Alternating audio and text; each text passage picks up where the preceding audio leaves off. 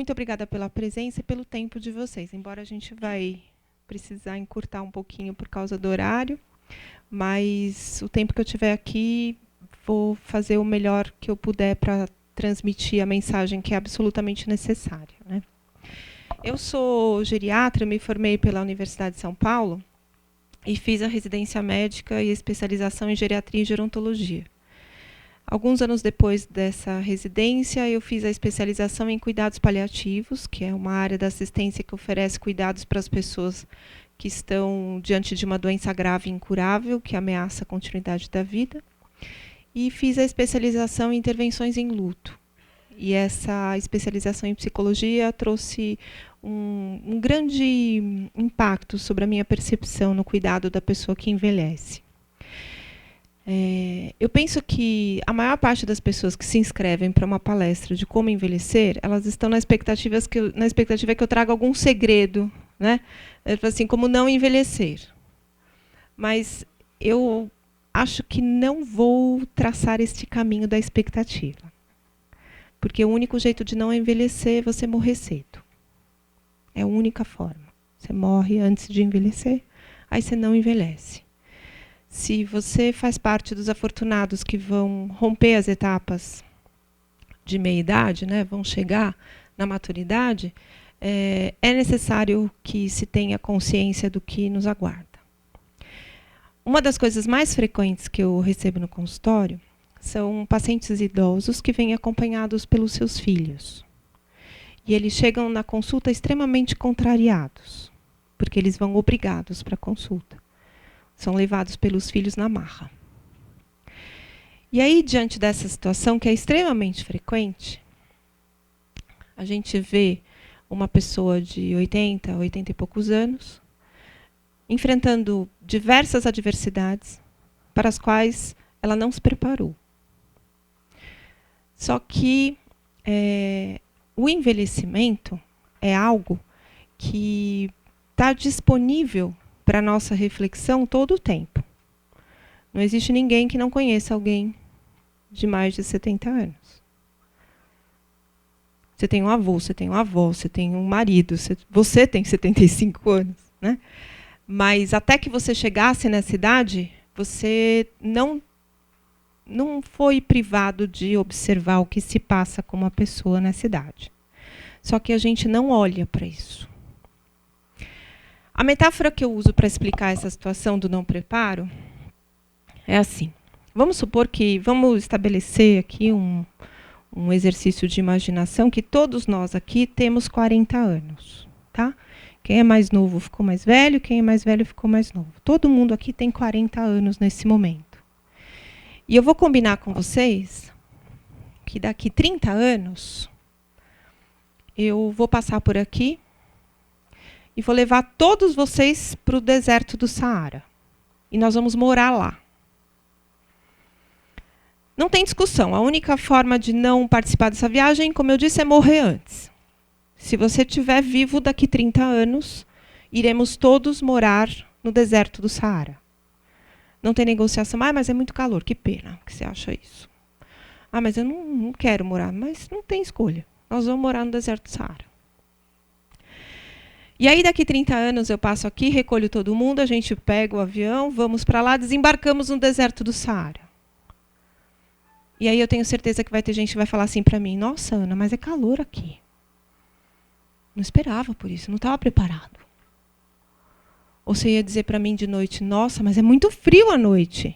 Eu não trouxe blusa. Não estava preparado. Precisava de protetor solar? Água? Precisa de água.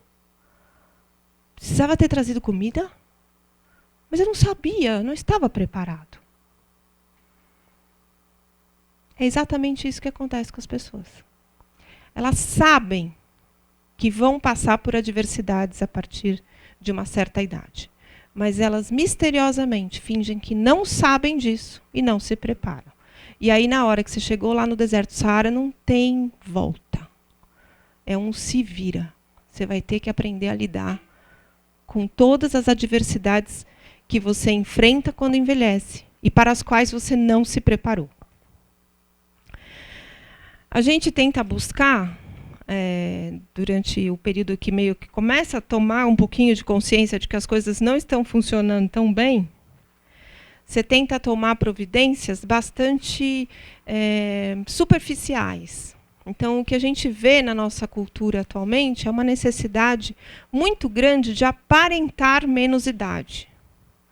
Então, você tenta fazer com que fisicamente você pareça mais jovem, numa tentativa desesperada de viver aquilo que você não viveu quando você era mais jovem. Então, tem gente de 60 anos que quer parecer que tem 30, porque ela quer viver uma experiência de 30 anos aos 60. Porque quando ela teve 30, ela não estava se dando conta de que era importante viver determinadas coisas com 30. E deixou para viver depois. Que é uma outra situação que acontece com muita frequência. A gente deixa para depois. A gente deixa para viver quando se aposentar, não é? Assim? Eu sempre falo sobre uma reflexão que devia ocupar a nossa mente durante todo o tempo. Você torce para o dia acabar rápido, para chegar logo às 6 horas para você ir embora. Você torce para a semana acabar rápido, para chegar logo sexta-feira, para você estar de folga no fim de semana. Você torce para chegar às suas férias. Aí você torce para chegar à sua aposentadoria. Na verdade, você está torcendo para a sua morte chegar mais rápido. Porque quando o tempo passa mais rápido, o último dia está mais próximo. Quando você tem essa percepção do seu tempo, tem alguma coisa errada com a qualidade de escolha que você faz sobre o que fazer com o seu tempo. Se você precisa torcer para que ele passe rápido, é porque você está fazendo escolhas a respeito da sua rotina completamente incompatíveis com aquilo que você considera valioso para o tempo que você tem de vida. Então, o problema não é da empresa, não é do seu pai, da sua mãe, da sua avó, do seu filho, do marido, não é da sociedade, não é do prefeito, não é do governador, não é do presidente da República, não é do padre, não é do pastor.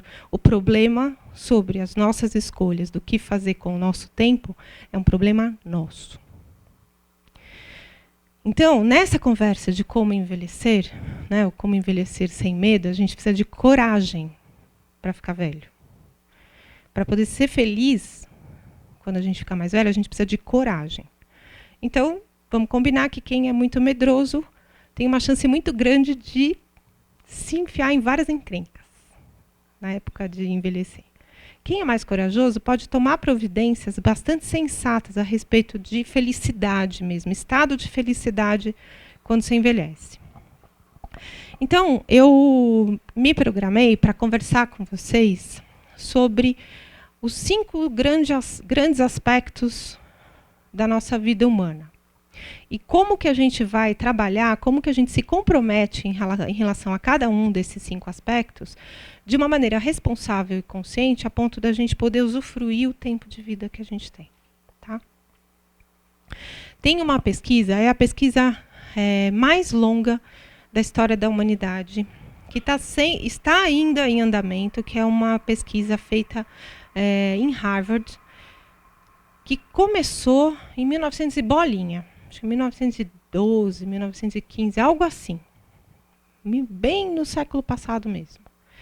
Os pesquisadores decidiram acompanhar a vida de jovens lá de Boston sobre todos os aspectos. Então, eles acompanhavam a cada ano, esses jovens passavam por uma avaliação médica, uma avaliação psicológica, uma avaliação cognitiva, né, em relação à memória, desempenho de pensamento, uma avaliação social e uma entrevista sobre qualidade de vida. Todos os anos. E eles fizeram 2 grupos. Um grupo de jovens que tinha acabado de entrar na faculdade, em Harvard, fazendo parte da elite da sociedade americana da época, porque a Harvard sempre foi uma faculdade elitizada, e um outro grupo de jovens da periferia de Boston. Então, realmente mais marginalizados numa condição social bem aquém a comparação desses jovens que entraram na faculdade. Esse estudo já tem mais de 70 anos. E aí, quase 80 anos esse estudo tem. E ele mostrou que aquelas pessoas que estão vivas hoje, nesse estudo, então o estudo começou, desculpa, em 1930, porque para dar 80 anos agora dá mais ou menos isso, 1930, na década de 30. E aí, esse estudo mostrou que as pessoas que chegaram a mais de 90 anos nesse estudo, elas, quando entrevistadas a respeito da sua satisfação com a vida, de olhar para trás e falar, valeu a pena, do alto dos seus 90 anos, eles decidiram olhar os dados destes indivíduos estudados aos 50 anos. Então, aqueles que estavam 90 com sucesso, foram lá no prontuário deles e olharam quando eles tinham 50 anos. E analisaram todos os dados destas dimensões de avaliação, né, física, emocional, social, familiar e espiritual, para constatar o que fez diferença. Né? Qual que é o prognóstico que a gente tem aos 90 anos? De um envelhecimento, de uma vida de sucesso. Não é nem um envelhecimento de sucesso, uma vida de sucesso. E pasmem, não foi o nível de colesterol, nem o controle do diabetes, nem hipertensão, nem marcadores tumorais, nem antecedentes de câncer na família ou até na própria história do paciente. O que fez diferença, a única coisa que fez diferença na história de sucesso de um envelhecimento foi a qualidade das relações humanas que estas pessoas tinham aos 50 anos. Então, primeiro passo para você envelhecer bem. Você tem que ser uma pessoa bem legal, bem agradável, bem determinada a receber afeto dos outros. Determinada a oferecer afeto para os outros. Outra coisa que acontece muito frequentemente no consultório é o paciente chega lá e fala assim, mas eu não queria dar trabalho. Eu falo, então, mas está dando. Não, mas eu não queria. Puta, que pena, né? Está dando. Aliás, vai dar mais trabalho. De cada 10 pessoas nessa sala aqui, segundo a estatística no Brasil, 9 vão dar muito trabalho. Porque só uma vai ter aquela morte súbita que a gente acha linda, romântica, morreu dormindo, atropelado, ou bala perdida, né? É morte súbita também. Né? Você fala assim, quando tem um acidente grave, quando tem assassinatos, a gente não fala que lindo. A gente não tem condição de achar a morte linda. Mas a gente quer morrer sem sofrimento, né? Imagino que ninguém queira morrer com sofrimento aqui. Mas, na estatística, apenas de cada 10 pessoas, só uma vai ter uma morte que não vai dar trabalho. Talvez dê problema, dê o trabalho no luto. A gente vai deixar... Tá certíssima. Está no DataSUS de 2015, disponível lá no site do governo federal. Eu imaginei que fosse 10, 7 e 3. Não. 10 e 1.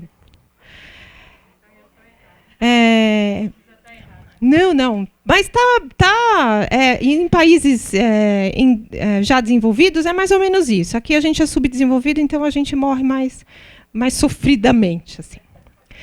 E aí, nessa condição de cada 10, 9 vão adoecer e vão ter morte anunciada, que eu falo. Que você vai ter um diagnóstico de uma doença grave e incurável e você vai saber que você vai morrer. Embora você vá negar isso, vai dizer que é só uma bolinha, não tem nada de grave, né? Vai fazer quimioterapia para não virar câncer, né? Tem uma série de dificuldades que a gente tem na nossa cultura de lidar com a possibilidade de que vai morrer. Então a gente não vai querer falar sobre o assunto, e se a gente quiser falar sobre o assunto, nossos filhos não vão deixar. Eles vão chegar assim no dia da consulta do médico e falar assim, ele não sabe. Não conta para ele. Então a gente vai adoecer. É possível que a gente não tenha acesso ao motivo pelo qual nós estamos nos sentindo fracos e a gente está se sentindo doente. E a gente vai dar trabalho, porque a gente vai perder duas coisas que nós lutamos muito para manter, que é a autonomia e a independência, que é um outro conceito também importante quando a gente envelhece. Autonomia é a sua capacidade de tomar decisões, de ser lúcido, orientado, consciente, estável, sem nenhum tipo de coação, você tem a condição de tomar decisões. E a independência é a sua capacidade de colocar a sua decisão em prática. Então, eu quero ir no banheiro, é minha autonomia. Eu quero ir agora no banheiro. A minha independência é eu vou no banheiro. Quando a gente adoece, a maior parte das pessoas perde primeiro a independência. Eu quero ir no banheiro, mas me mandam fazer na fralda.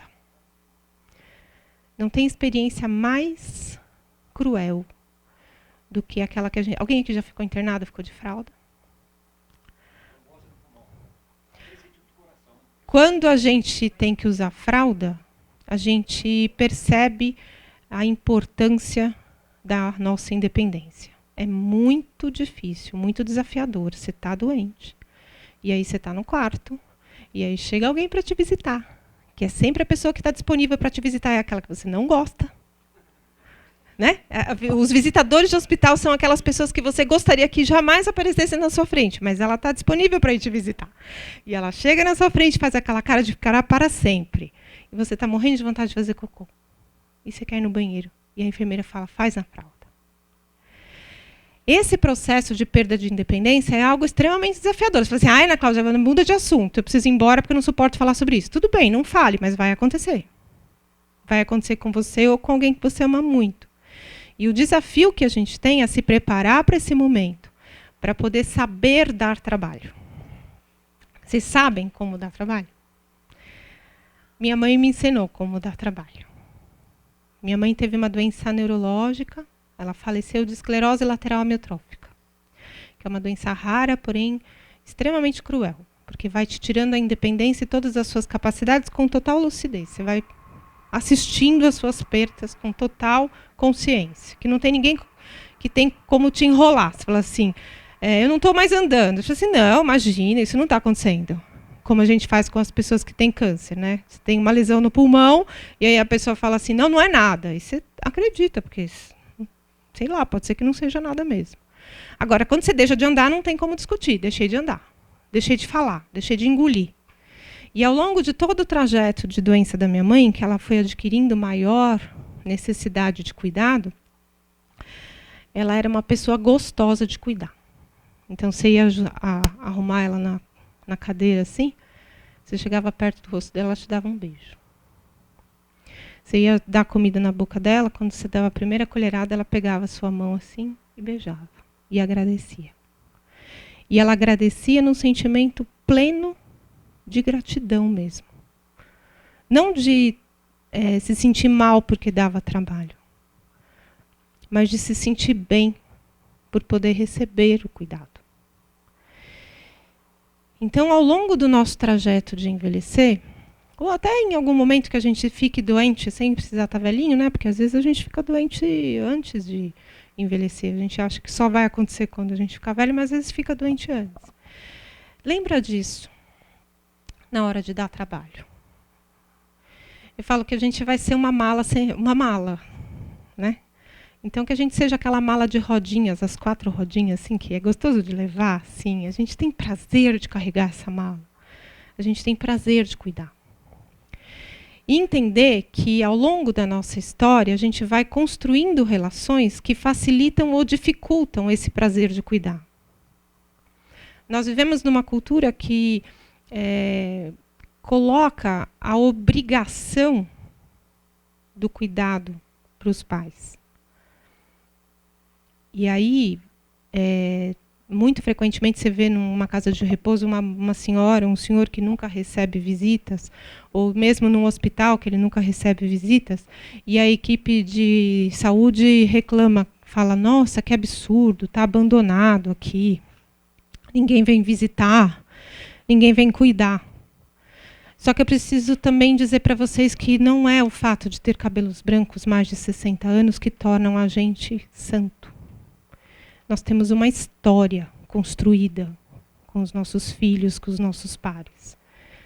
E as consequências desse dia a dia que aconteceram aos 20, 30, 40, 50, 60 anos, as consequências vão frutificar quando a gente adoecer.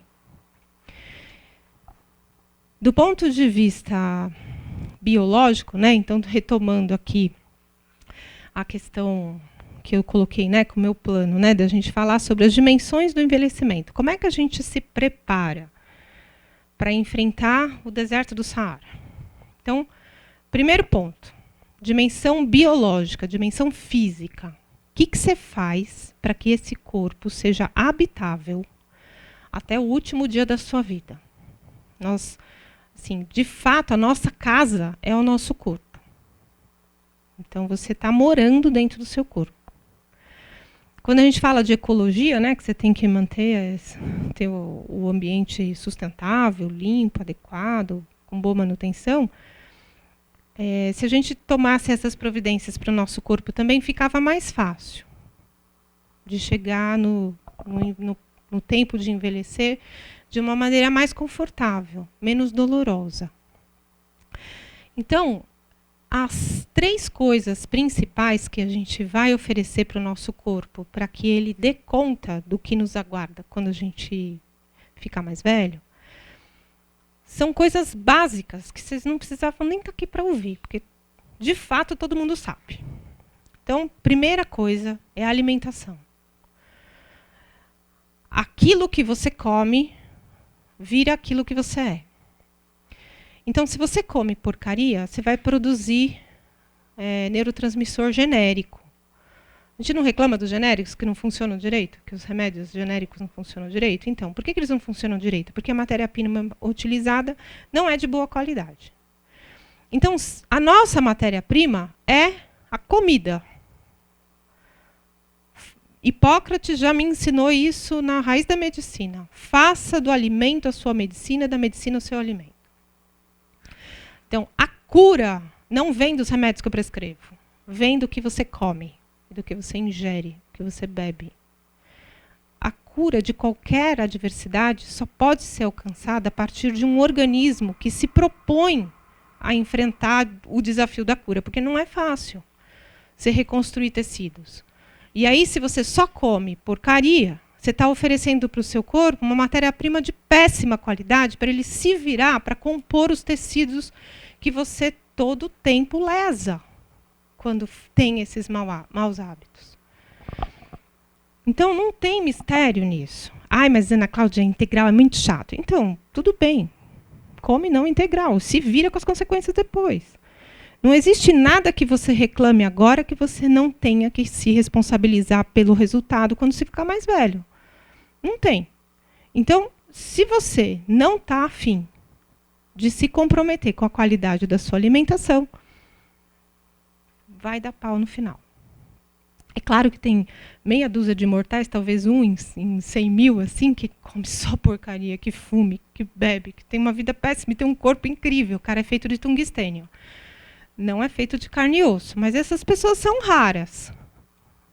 Então, a gente vai contar com a possibilidade que somos todos iguais e que ninguém aqui é especial.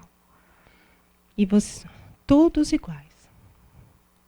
Aqui, quando a gente estiver no pedaço final da nossa existência, a gente vai ser todo mundo igual. Ao longo desse processo, né, do cuidado com o corpo, a gente tem que lembrar que nós somos feitos com 4 membros. Né? A gente tem braços e pernas que não foram feitos para ficarem parados. Porque se fosse para ficar parado, a gente teria casco. Aí a gente andaria que nem tartaruga. A gente tem braços e pernas porque a gente tem olhos, tem ouvidos, tem boca, que é para a gente se relacionar com o mundo. Para a gente se relacionar com o mundo, a gente precisa de movimento. Ah, mas eu não gosto de atividade física. Paciência. Quando você chegar no envelhecimento, que as articulações estiverem rígidas, que seu coração não der conta de enfrentar uma embolia pulmonar, uma pneumonia, que você não tiver um fígado que dá conta de tomar remédios mais fortes, aí o teu processo de cura de qualquer doença vai ser muito mais trabalhoso para o seu corpo.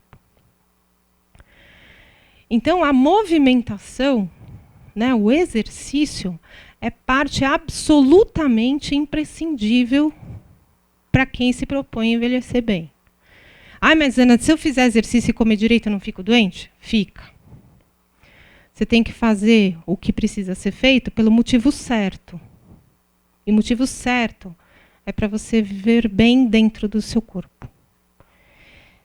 Tem muita gente também que chega para consulta, né? Agora que eu também estou mais exposta publicamente, eu tenho sido muito procurada por pessoas com doenças graves mesmo, incuráveis. As pessoas estão em cuidados paliativos, estão indo no consultório para conversar como que elas vão morrer bem.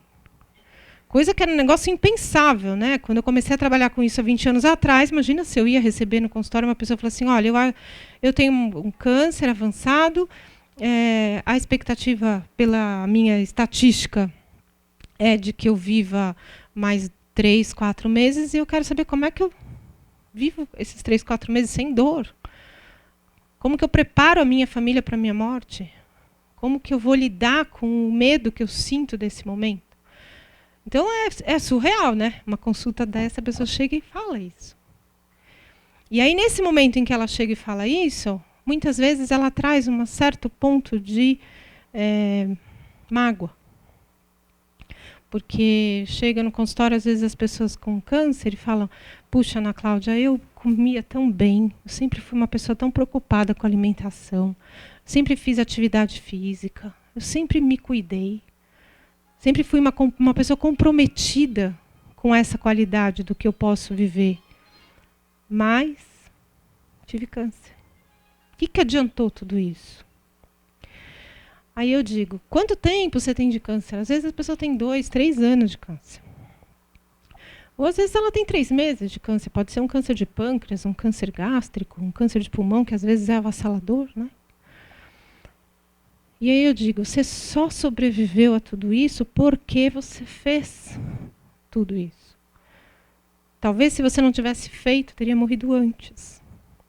Talvez se você não tivesse feito, não teria dado conta de sobreviver a tratamentos tão tóxicos como os que você tem vivido ultimamente.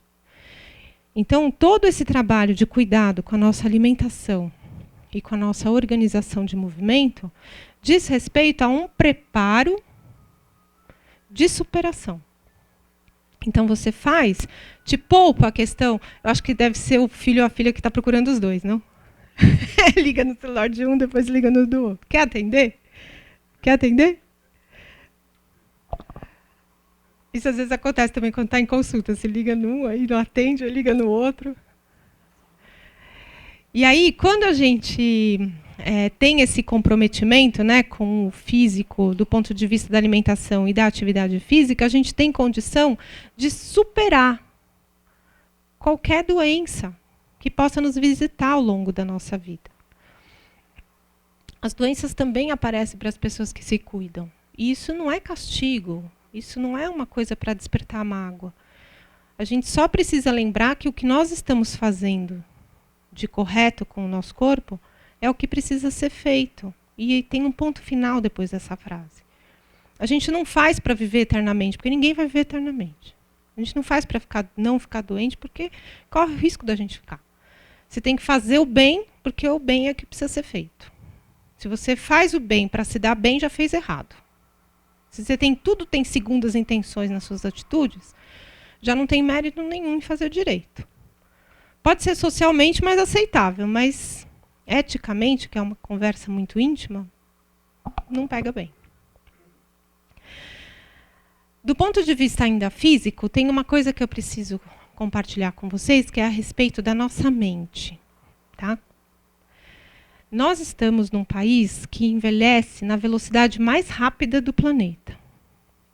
Em 2030, a gente vai dobrar a quantidade de pessoas com mais de 60 anos, que atualmente é em torno de 7%, vai chegar a 14,5%.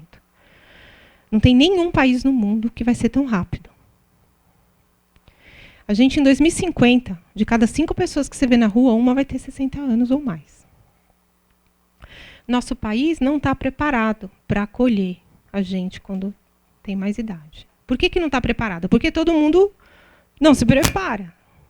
Né? Se as próprias pessoas que vão ter 60 anos não se preparam, que dirá a saúde, a educação, as vias públicas. Então vai ficar muito difícil. Então, assim, se tem um lugar que não é bom nem morrer, nem envelhecer, é aqui no Brasil. Então, é melhor cair fora, né? Porque aqui, realmente, morrer aqui é um dos piores países do mundo em termos de qualidade de assistência no final da vida e provavelmente vai se tornar um dos piores países do mundo para você viver como se estivesse no deserto do Saara, né? E aí, em relação à nossa mente, tem uma situação que é muito frequente quando a gente fica mais velho, que é a demência. Tá? O quadro de demência, que é conhecido como doença de Alzheimer, a doença de Alzheimer é a causa mais frequente de demência. Mas existem outras causas também que trazem para nós um risco maior à medida que a gente fica mais velho. Quem aqui quer chegar nos 85? 85, 90. Passar. Você quer parar nos 80? Para a gente que quer alcançar esse espaço, a gente precisa ter consciência que a incidência de doença de Alzheimer na cidade, acima dos 85 anos, é tipo par ou ímpar. Se nós dois temos 85, um de nós dois tem Alzheimer. Entendeu? É sério isso. É muito grave. Porque, de novo, a gente não está preparado. Porque a doença de Alzheimer ela é mais desafiadora porque você perde, antes de perder a independência, você perde a autonomia. Você perde a sua condição de tomar decisão. E a autonomia é um negócio, a coisa mais valiosa do ser humano é a autonomia. A gente, desde pequenininho, a gente luta para ter a nossa vontade respeitada. Só que vai chegar um momento que você não sabe nem o que você quer. Ou se você sabe hoje, você não lembra o que você queria ontem. Esse desafio a gente vai ter que enfrentar, porque não tem cura para o Alzheimer. Não tendo cura para o Alzheimer, significa que vai acontecer. E se acontecer, a gente tem que ter um cérebro preparado para driblar a doença. Isso tem como fazer. Tá? Então, para você se preparar... Então, assim, eu falo assim, tem como se preparar para não ter Alzheimer? Só morrendo antes dos 85 ou não ter história familiar. Porque também quando tem história familiar, se a história familiar é mais precoce, você tem chance de ter mais jovem. Então, para se preparar, o que você tem que fazer? Você tem que fortalecer o seu cérebro.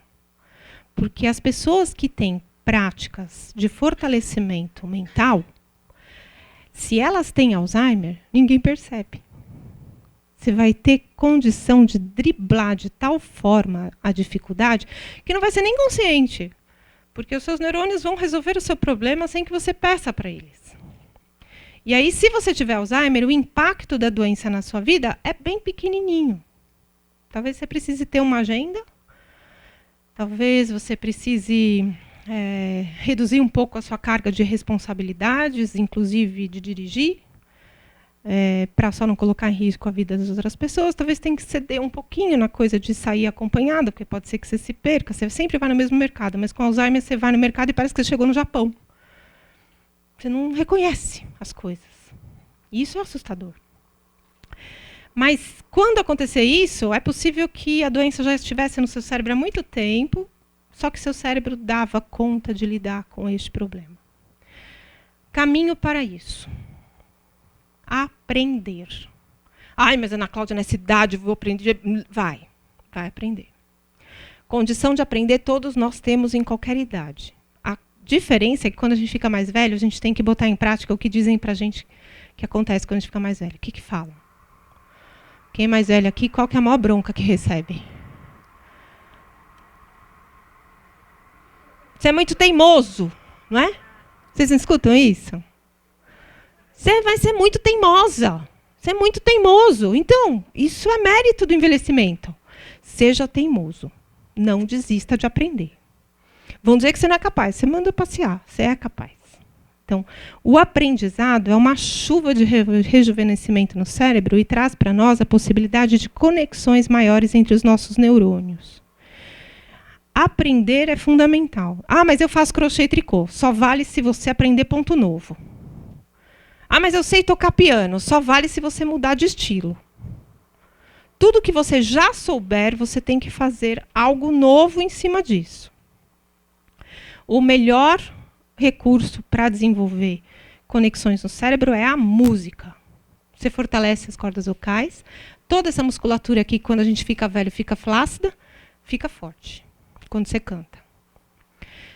Se você aprende música de instrumento, você tem uma outra linguagem para o cérebro, que associa à escuta. A música entra no nosso cérebro por um lugar que o Alzheimer não atinge. Então, pode ser o seu recurso de salvação, caso você tenha essa doença, de conexão com o mundo. Você fica online de novo, através da música. Então, aprendizado é fundamental. E a outra coisa que é muito importante é meditar. Ai, mas eu não consigo, é muito chato. Então, paciência, fica lelé depois. Né? Mas outra coisa também que não cabe quando a gente fica mais velha. Mas eu nunca fiz, então, é tempo demais. A vida é uma só, você tem que experimentar jeitos diferentes. Mas eu sempre fiz assim. Então é monótono, muda. Sempre e nunca não cabe para quem está ficando mais velho. Tem que fazer diferente. Então, você vai aprender música, você vai cantar, você vai meditar. E aí, com isso, você vai ficar uma pessoa muito mais esperta, muito mais capaz de tomar suas decisões e o melhor, mais serena emocionalmente, que é outra dimensão que a gente vai ter que enfrentar, que é muito delicada. A nossa dimensão emocional, ao longo da nossa carreira como seres humanos, vai tomando proporções muito desgastantes. A gente vai ficando com maior risco de ficar magoado, com maior risco de ser atingido pelas palavras alheias. Embora a gente tenha uma compreensão da vida que pode ser diferenciada, dependendo de como você lidou com as suas emoções ao longo da sua vida, elas vão querer conversar com você cara a cara quando você fica mais velho. E uma das coisas mais difíceis que a gente tem que enfrentar é o luto. E o luto, não estou falando só pelos amigos que a gente perde quando a gente fica mais velho, que a gente começa a ir no velório, né? A gente está falando de luto de coisas intangíveis também. Você perde capacidades, você perde espaço. Ao longo da nossa vida, a gente perde tempo, né? E aí, quando a gente chega na maturidade, a gente acha que o tempo não passa, né? Tem um paciente meu que fala assim, quando a gente é jovem, os dias são longos e os anos são curtos. E aí, quando a gente é mais velho, os dias são curtos e os anos são longos. Porque cabe muita coisa nesse tempo. Na dimensão emocional, a gente vai conseguir lidar com isso se a gente tiver serenidade. E a serenidade a gente adquire pela meditação. Então, mas e terapia, Ana? Terapia é bem rico também para fazer. Mas o difícil é você encontrar um profissional que respeite a pessoa mais idosa. Porque, em geral, o jovem olha para o idoso como alguém incapaz. E muitas vezes o profissional de saúde também faz isso. Então, a meditação é um recurso de estabilidade emocional muito poderoso. Então, vai te ajudar cognitivamente, porque as pessoas que meditam pelo menos meia hora por dia, 5 a 6 dias por semana, têm uma espessura de córtex maior que os outros. Então, você tem neurônios mais bombados. Tá? É super fácil. A gente pode, depois a gente pode até dar umas ideias aqui, para começar grupo de meditação aqui, porque essa é uma coisa de menor complexidade. A gente não precisa de acelerador nuclear para meditar, não tem necessidade de altas tecnologias. A gente vive num país onde 40% das pessoas, no final da vida, consideram fundamental o último ato derradeiro. O ato derradeiro, né? O último ato derradeiro é pleonasmo. O ato derradeiro, estar em paz com Deus. 40%. Essas pessoas, que somos nós, ao longo da nossa vida, a gente vai precisando de validações de Deus na nossa vida. Então, a gente escolhe muitas vezes o caminho religioso para ter segurança de que tudo vai dar certo. Só que se tudo der certo, você morre no final. Tá? Tudo dando certo, tudo dando errado, o desfecho é sempre o mesmo. Sempre o mesmo. Tem gente que fala assim, mas eu tenho fé, não vou morrer. As pessoas com fé morrem também. Né? A própria expressão das lideranças religiosas mostra que a morte é algo que faz parte da história humana. Todos os líderes religiosos morreram. Jesus morreu, Buda morreu, Maomé morreu, pastores morrem, as famílias dos pastores morrem também, famílias de monges budistas morrem, monges budistas também morrem. A questão é, qual é o sentido da sua vida? E ao longo da nossa história, nós buscamos essa resposta. Você não tem que perguntar por que você está aqui. É uma pergunta que só leva à perda de tempo, porque você só olha o passado. Quando você fala por quê, você olha para lá. Você tem que perguntar para quê. O para quê te projeta para o futuro. Então, para que eu vivo? Para que eu existo? Se você não sabe para quê, é importante acelerar o processo de resposta. E talvez esse momento da sua vida não te traga a resposta. Talvez a gente só tenha a resposta mesmo na última semana de vida. Porque é na última semana, nas últimas semanas, nos últimos tempos de vida, que a gente tem a possibilidade de a gente se conectar com realmente o nosso eixo espiritual. Quando eu estou cuidando de um paciente em final de vida, eu não olho, eu vejo uma pessoa caquética, com icterícia, com ascite. Eu vejo uma pessoa que é tão grande espiritualmente que ela não cabe mais nesse corpo aqui. Quem entende de computador sabe que quando você pega um software muito potente e põe num PC velho, queima. É isso que acontece com a gente. A gente passa para um nível de dimensão, de compreensão do para quê do mundo todo, que não cabe mais nesse espaço, nessa nave aqui que a gente tem. Então, o envelhecimento traz para nós essa realidade incrível, que o último dia da sua vida é o dia que você vai receber seu diploma de ser humano. Então, todo o seu processo ao longo de toda a sua história são aulas, são lições que você vai tendo para poder receber o diploma no último dia. Então, eu escrevi há pouco tempo um livro que chama A Morte é um Dia que Vale a Pena Viver. E a raiz de toda essa história é esse final. Porque no dia que a gente morre, é o dia da nossa missão cumprida. Tomara que a gente tenha à nossa volta pessoas que chorem pela bênção de estarem presentes na nossa vida. De terem participado da nossa história, de ponto de chegar lá, a hora que a Ana Cláudia estiver morrendo, e falar assim, puta, ela recebeu um diploma de quem cumpriu a missão dela.